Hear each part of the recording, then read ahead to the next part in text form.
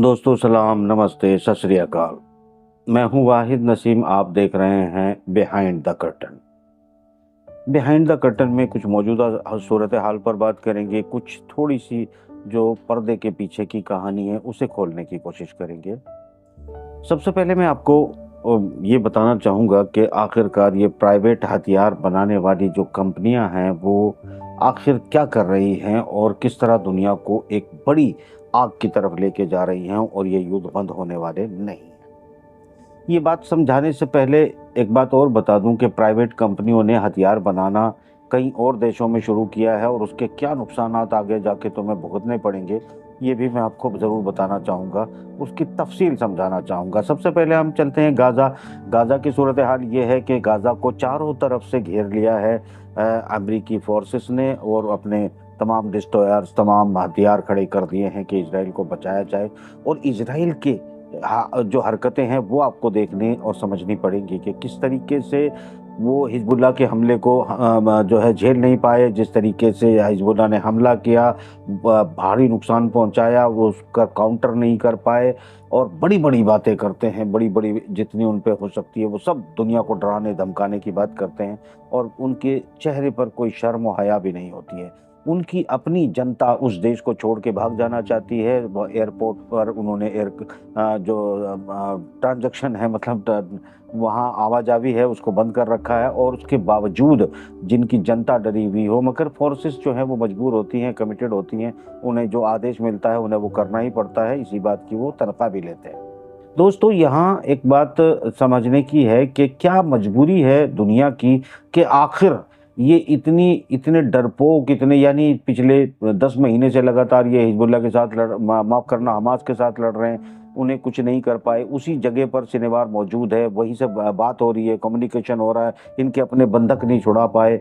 धरती प्लेन कर दी सिर्फ मासूमों से, बच्चों से और औरतों से ना। मतलब ये जब इन फोर्सेस का ही कुछ नहीं कर पाते, ताकत के साथ ये नहीं लड़ पाते। और एक बात, ये गली के गुंडों जैसा व्यवहार करते हैं। गली के भी नहीं, बहुत छोटा सा गुंडा भी आपने तमाम हिस्ट्री भारत के अंदर भी उठा के देख लीजिएगा। एक मामूली कोई रंग करने वाला, कोई पोतने वाला, कोई घास काटने वाला जाता है और थोड़ी सी कीमत लेता है और बड़े से बड़े बदमाश का जाकर कत्ल कर देता है। यानी कि वो ये शरीर सबका एक जैसा ही होता है, और उसमें एक अचानक घुसपैठ करके कहीं से एक किलिंग करना, कत्ल करना किसी का बहुत मुश्किल नहीं होता है। अलबत्ता मुश्किल होता है युद्ध जीतना, सैद्धांतिक तरीके से चीज़ों को आगे बढ़ाना, और युद्ध में एक बड़ी हार जीत का फैसला हो जाना। युद्ध जो पहले भी जीते थे वो एक षड्यंत्र था जो पूरी मुस्लिम जगत से मिले हुए थे।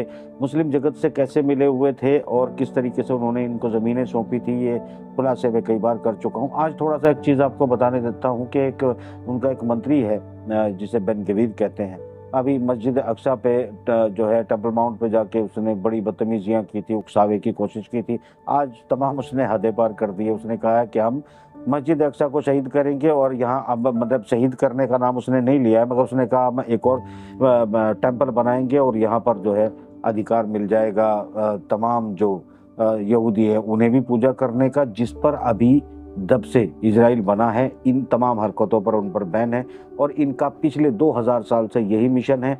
और 17वीं शताब्दी से जब से इनके कुछ लोग जो अमेरिका में बड़ी बड़ी हथियार बनाने वाली कंपनी, तेल बिजनेस, तमाम कारोबार पे दुनिया की जिनका कब्जा है, वो चंद यहूदी हैं।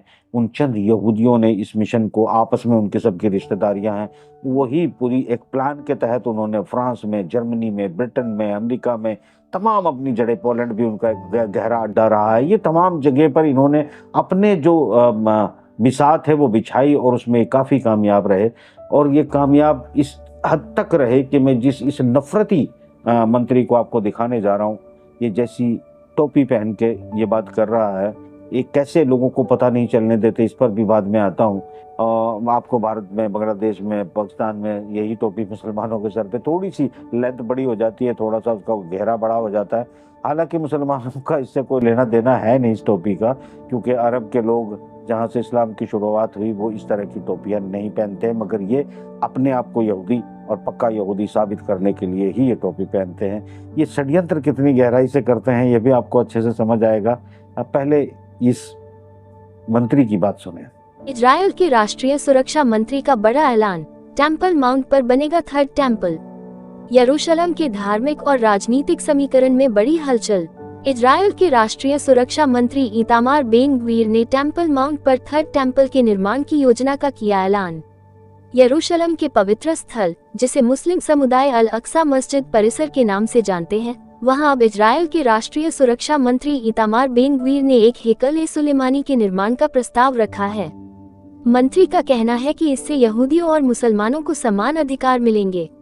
बेन ग्वीर इस बात पर जोर दिया कि वो यहूदी समुदाय के अधिकारों की रक्षा करेंगे और टेम्पल माउंट पर पूजा करने की अनुमति देंगे। इसी बीच इजरायल के प्रधानमंत्री बेंजामिन नेतन्याहू ने इस योजना को खारिज करते हुए कहा है कि टेम्पल माउंट की यथास्थिति में कोई बदलाव नहीं किया जाएगा। वहीं अमेरिकी विदेश विभाग ने भी इस मुद्दे पर प्रतिक्रिया देते हुए स्पष्ट किया है कि वे टेम्पल माउंट की यथास्थिति में किसी भी प्रकार के बदलाव का कड़ा विरोध करेंगे। इस विवादित बयान के बाद यरूशलेम के धार्मिक और राजनीतिक हालातों पर असर पड़ सकता है। देखना होगा कि इजरायल और अंतर्राष्ट्रीय समुदाय इस पर क्या प्रतिक्रिया देते हैं। देखिए दोस्तों, जिस तरह से इसने बकवास की है कि हम यहाँ पर जो है बनाने जा रहे हैं, ऐलान कर दिया है। नेतन्याहू कह रहा है कि हम जो है नहीं, हम इसकी बात से सब सहमत नहीं है। अमेरिका कह रहा है ऐसा नहीं हो सकता। क्यों कह रहा है?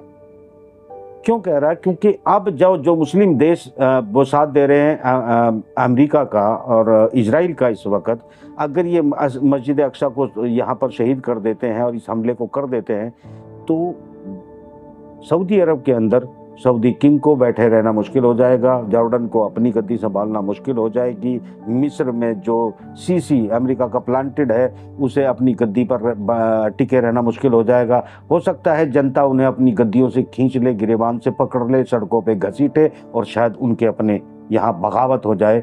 ये बात को नेतन्याहू समझता है, मगर इस बात को अमेरिका भी समझता है, मगर ये करना भी चाहते हैं और करना चाहते हैं। एक पागल मंत्री को सामने लेके आते हैं और ये कहते हैं कि अगर ऐसा कुछ हो जाता है तो इस पागल के नाम इसको लगा दिया जाएगा। तो ये भी एक षड्यंत्र है और ये ऐसा कर सकते हैं, मगर इसे एक पागल के कैरेक्टर को पहले से जो है एस्टैब्लिश करने की कोशिश की जा रही है, ताकि इस पागल की पागलपंथी के नाम पे गिराकर कब्जा जो है मुसलमानों का रहने दिया जाए। क्योंकि एक पहले फेज में इसको गिराया जाए, सेकंड फेज में बनाने की बात आएगी। तो कुल मिलाकर ये गिराने का षड्यंत्र इनका शुरू हो चुका है और ये ऐसा कर सकते हैं। और किस हाल में कर सकते हैं कि इनकी अपनी जनता डरी हुई है, वो वहाँ से भागना चाह रही है, निकलना चाह रही है, मगर उसके बाद भी ये लोग अपनी हरकतों से मानने के लिए तैयार नहीं। यहाँ दोस्तों, यहाँ आपको ये समझना होगा कि जिस तरीके से अमेरिका में वो बैठे हुए लोग, अमेरिका से, ब्रिटेन से, फ्रांस से, जर्मनी से कनेक्टेड पूरे उनके एक नेटवर्क है और वो इतना ज़बरदस्त है।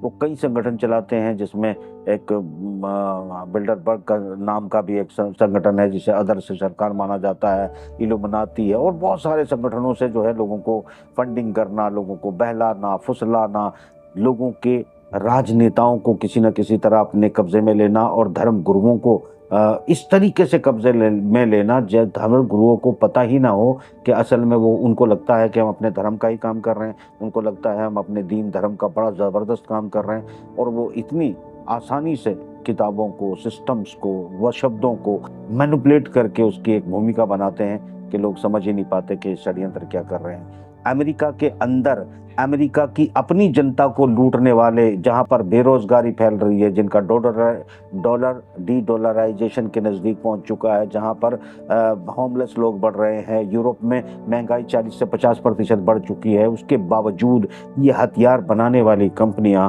किस तरीके से दुनिया को मजबूर करती है कि तुम्हें युद्ध में रहना ही होगा, युद्ध तुम्हें करना ही होगा, और युद्ध नहीं करोगे तो हमें प्रॉफिट कैसे होगा। पहले ये रिपोर्ट देखो, फिर मैं आपको बताता हूँ कि आगे क्या खतरे और हैं। अमेरिका की प्राइवेट हथियार बनाने वाली कंपनियों की असलियत। ये कंपनियां दुनिया में हथियारों की सप्लाई करने वाली सबसे बड़ी कंपनियों में शामिल हैं। अमेरिका में प्राइवेट हथियार बनाने वाली सैकड़ों कंपनियां हैं, जिनमें से कुछ विश्व स्तर पर बहुत प्रसिद्ध हैं, जैसे कि लॉकहीड मार्टिन, रैथियन, नॉर्थरॉप ग्रुमन और बोइंग। 2023-24 में इन कंपनियों ने अरबों डॉलर का मुनाफा कमाया। माना जा रहा है कि इन कंपनियों का कुल मुनाफा करीब $200 बिलियन के आसपास था। सबसे ज्यादा हथियार इन कंपनियों ने सऊदी अरब, कतर और जापान जैसे देशों को बेचे हैं। लेकिन सबसे चर्चा में रहा यूक्रेन, जहां रूस के साथ युद्ध में अमेरिका ने खुलकर हथियारों की सप्लाई की। 2023-24 में यूक्रेन को करीब $45 बिलियन के हथियार बेचे गए हैं। अब सवाल ये है कि इन हथियारों की कीमत किसने अदा की है? यूक्रेन को भेजे गए अधिकांश हथियारों की कीमत अमेरिकी सरकार ने वहन की है। ये हथियार अमेरिका की प्राइवेट कंपनियों से खरीदे गए और फिर दान के तौर पर यूक्रेन को दिए गए। तो इन हथियारों की कीमत कहां से वसूल की जाती है? अमेरिकी सरकार इस खर्चे को आमतौर पर अपने रक्षा बजट और विशेष फंडिंग के माध्यम से कवर करती है। इसके अलावा कांग्रेस द्वारा पास किए गए विशेष बिल्स के जरिए भी इस खर्चे को मंजूरी दी जाती है। यानी दान दिए जाने वाले हथियारों की कीमत आम अमेरिकी जनता सरकार को टैक्स के रूप में अदा करती है। दोस्तों, जिस तरीके से आपने देखा कि ये 300 से ज़्यादा अमेरिका के अंदर प्राइवेट हथियार बनाने वाली कंपनियां हैं। ये हथियार बनाने वाली तमाम कंपनियां दुनिया में हर कीमत पे युद्ध चाहती हैं, क्योंकि युद्ध नहीं होगा तो फिर इनके मुनाफे नहीं होंगे। यानी जितने लोग मरते हैं, इनके डॉलर बढ़ते हैं, इनके खजाने बढ़ते हैं, इनकी ताकत बढ़ती है, और दुनिया की जो सत्ताएं हैं ये उन्हें मजबूर रखते हैं। अगर इनकी कोई बात नहीं मानता तो उन्हीं देशों की फौजें उनके जो पॉलिटिकल एस्टेब्लिशमेंट होता है उसके खिलाफ खड़ी हो जाती है, सत्ता से उनको बेदखल कर दिया जाता है। ऐसा बहुत से देश आप लगातार देखेंगे। ताज़ा किस्सा आप बांग्लादेश का देख रहे हैं, और आप पाकिस्तान जैसे देशों की सूरत हाल भी देख सकते हैं कि फौज पर भी उनका दूसरे देशों के अंदर कैसा कंट्रोल होता है। पॉलिटिकल नेताओं को भी कैसे कंट्रोल करके रखते हैं, उनमें कैसे वो डिवीज़न बना के रखते हैं, और जब उनको मौका मिलता है उस डिवीज़न का वो इस्तेमाल करते हैं। जैसे भारत में भी चर्चा चल रही है कि नीतीश लगाम खींच रहा है, नायडू लगाम खींच रहा है। नायडू के बारे में रशिया ने भी कुछ कहा था। तो कुल मिलाकर कभी ये सत्ता बनवाने में पूरा रोल अदा करवा देते हैं, तो कभी सत्ता गिरवाने में पूरा रोल अदा करवा देते हैं। उसके अलावा इन लोगों पर ऐसे काम करवा देते हैं कि ये लोग सत्ता छोड़ना इसलिए नहीं चाहते कि इनको लगता है कि सत्ता छोड़ी तो हमें फांसी पर लटकना पड़ेगा।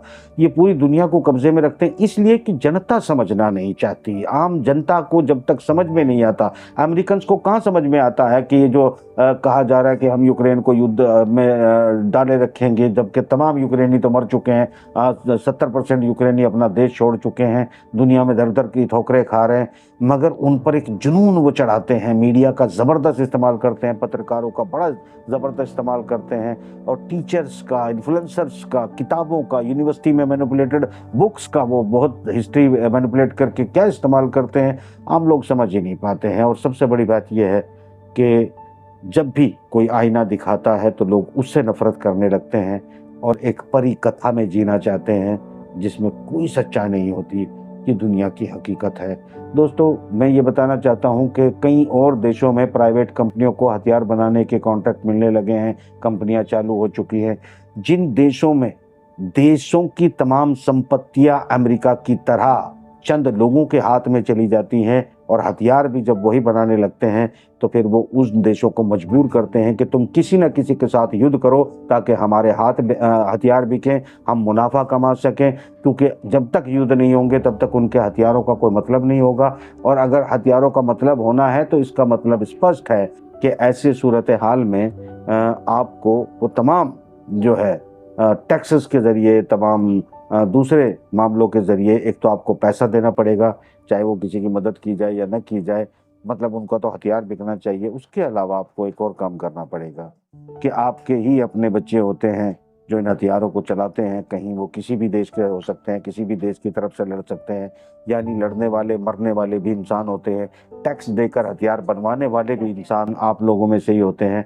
और दुनिया में तबाही का ये रूट वो चंद लोग मुट्ठी भर बैठकर खेल रहे हैं, और कहीं और गिद्धों की नज़र जहाँ पर पड़ी है, जहाँ मजबूर किया जा रहा है। अगर कुछ समझदार लोगों ने सब चीज़ें नहीं बचाई तो अगला हश्र क्या होगा वो तुम्हें समझने की ज़रूरत है।